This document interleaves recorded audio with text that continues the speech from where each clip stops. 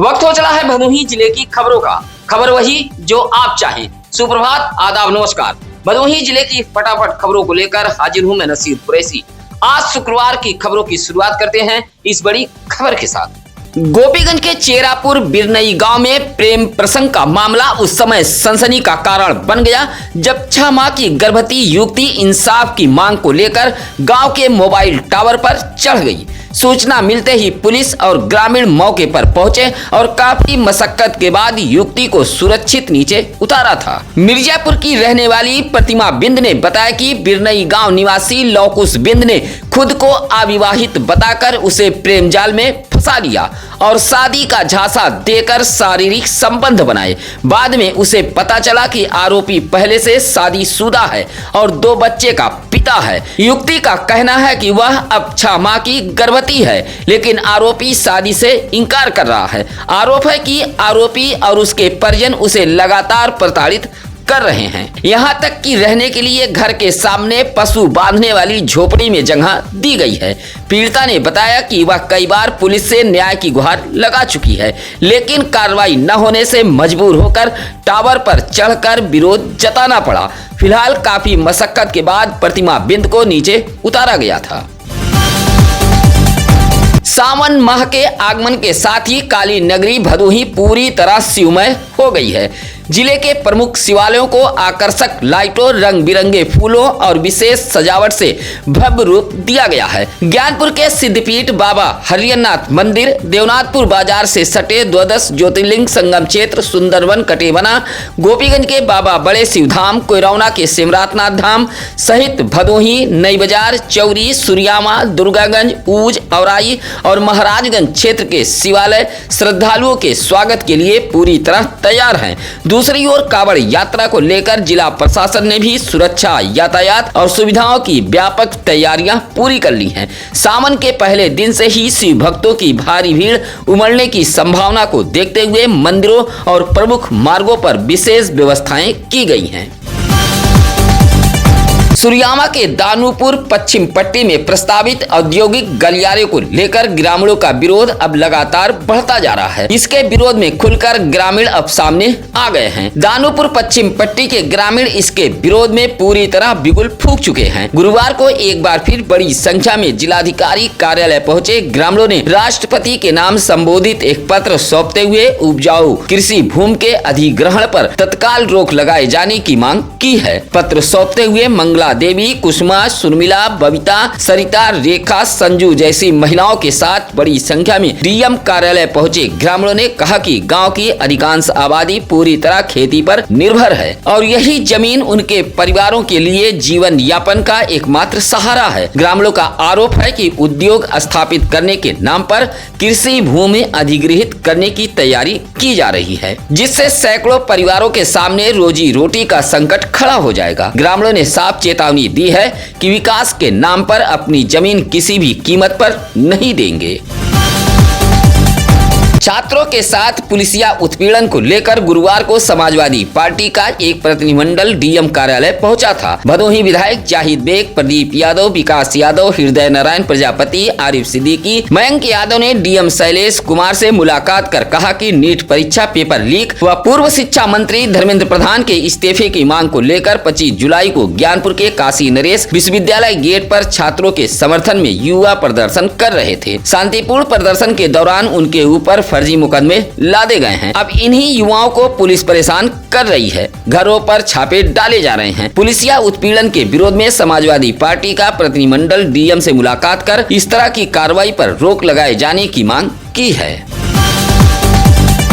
भदोही का नाम बदलते ही एक बार फिर जिले में बहस तेज हो गई है। गुरुवार को तो जिले के हर चट्टी चौराहों, गांव गलियारों में नाम बदलने को लेकर चर्चा होती रही। आपको बता दें कि बुधवार को उत्तर प्रदेश के मुख्यमंत्री योगी आदित्यनाथ ने वाराणसी में आयोजित गुरु रविदास महाराज की जयंती के मौके पर भदोही जनपद का नाम बदलने का ऐलान कर दिया है। कहा कि अब भदोही जनपद संत रविदास नगर से जाना जाएगा। बस इसी ऐलान के बाद जिले में दिन भर बहस चलती रही। आपको बता दें कि वाराणसी जनपद में शामिल इस भदोही को उत्तर प्रदेश के पूर्व मुख्यमंत्री व समाजवादी पार्टी के राष्ट्रीय अध्यक्ष रहे मुलायम सिंह यादव ने भदोही को नया जनपद बनाते हुए इसकी पहचान दी थी। बसपा सरकार में मायावती ने इसका नाम संत रविदास नगर कर दिया था। फिर सपा सत्ता में आई तो एक बार फिर भदोही अपनी पहचान पा सकी। एक बार फिर मुख्यमंत्री योगी आदित्यनाथ ने भदोही का नाम बदलते हुए संत रविदास नगर रखने का ऐलान कर दिया है, जिसे लेकर गुरुवार को दिन भर चर्चाएं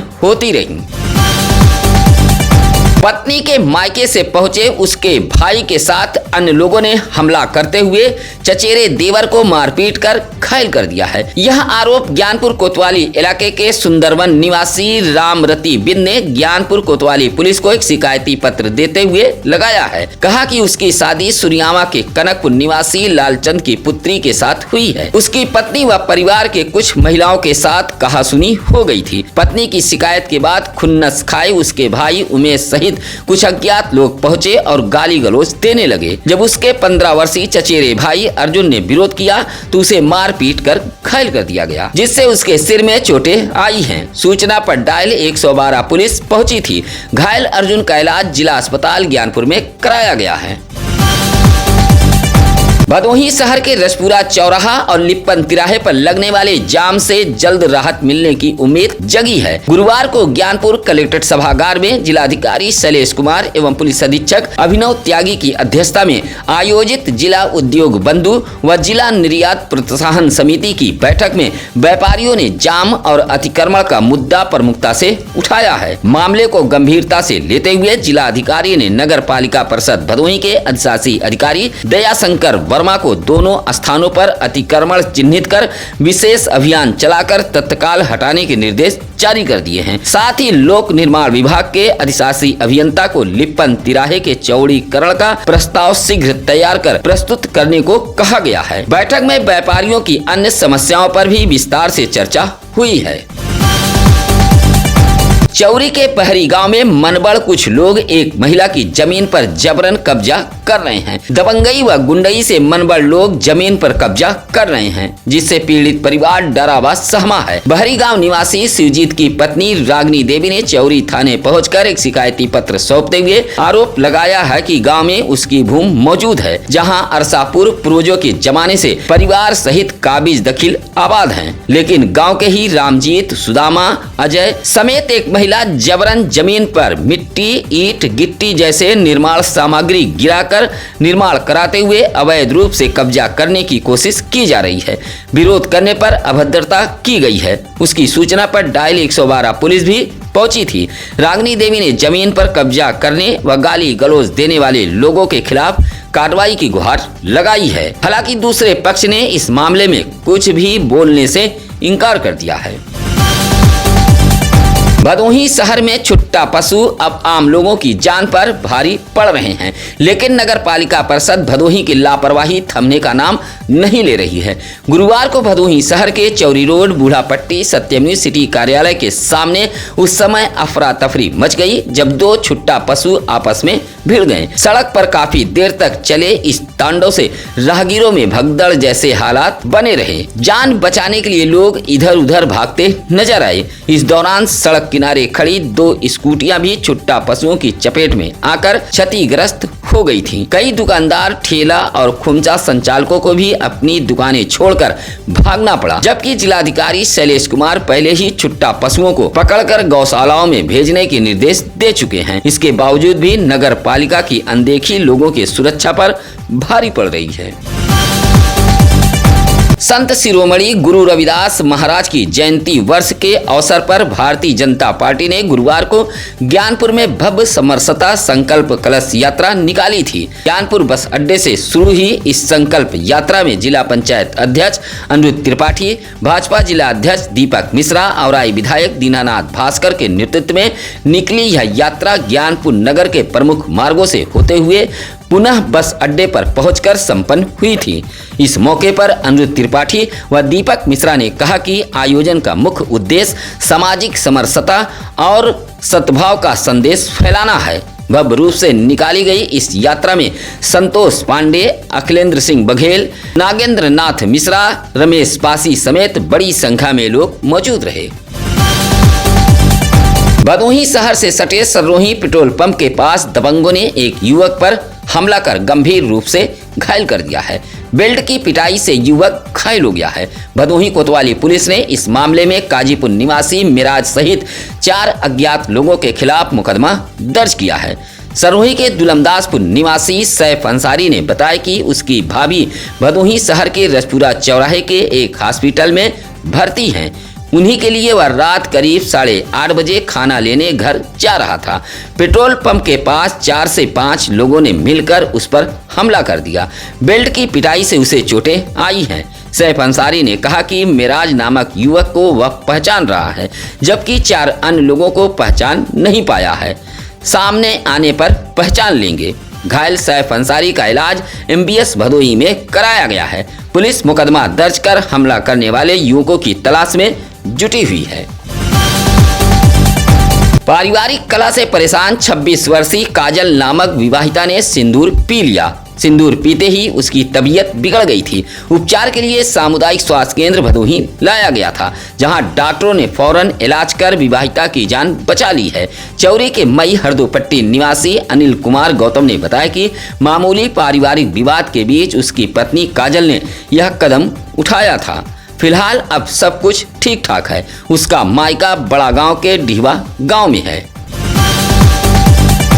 भदोही जिले में कबाड़ दुकान कारोबार के आड़ में चोरी के सामानों को खपाने का बड़ा खेल चल रहा है।